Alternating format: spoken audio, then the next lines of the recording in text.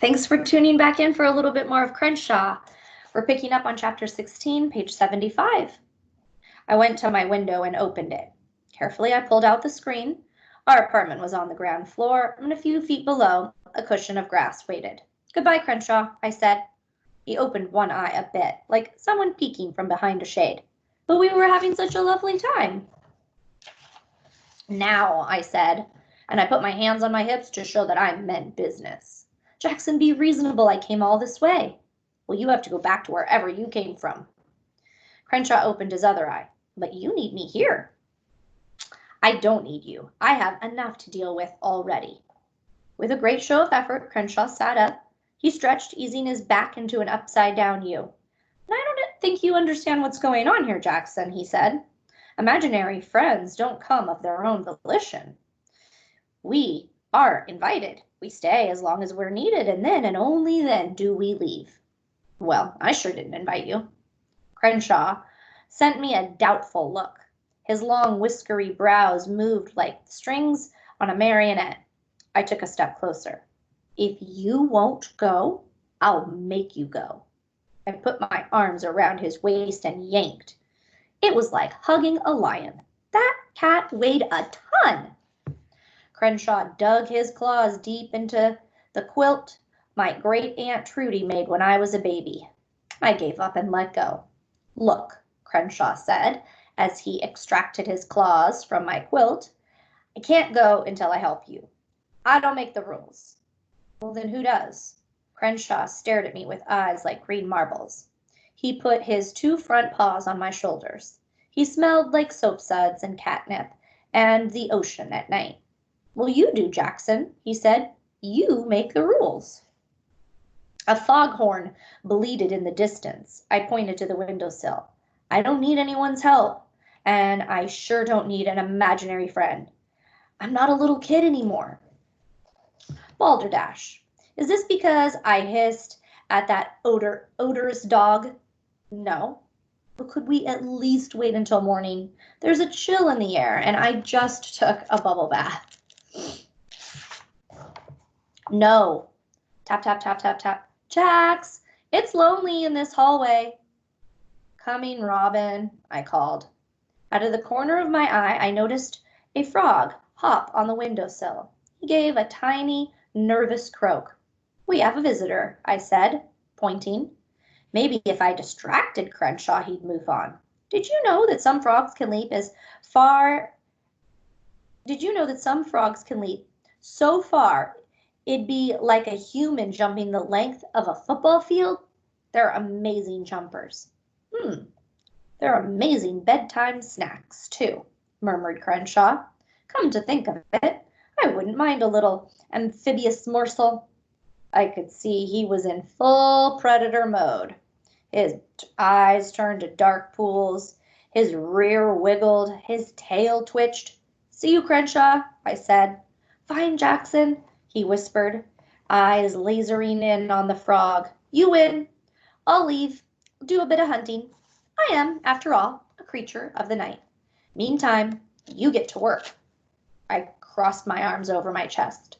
"On what exactly?" "The facts. You need to tell the truth, my friend." The frog twitched, and Crenshaw froze. Pure muscle and instinct. "Which facts? Tell the truth to who?" Crenshaw pulled his gaze off the frog. He looked at me, and to my surprise, I saw tenderness in his eyes. "To the person who matters most of all." The frog jumped off the sill, back into the night. In one magnificent leap, Crenshaw followed. I went to the window. All I saw was the blur of black and white streaking through the moon-tipped grass. I felt like I'd taken off an itchy sweater on a cold day, relieved to be rid of it, but surprised by how chilly the air turned out to be. Chapter 17. Robin was waiting for me in the hallway, sitting crisscross applesauce. Her stuffed armadillo, Spot, was in her lap. I took her hand and led her back to the bedroom. Her rainbow nightlight painted stripes on the ceiling. I wish I had one in my room, although I'd never admit it.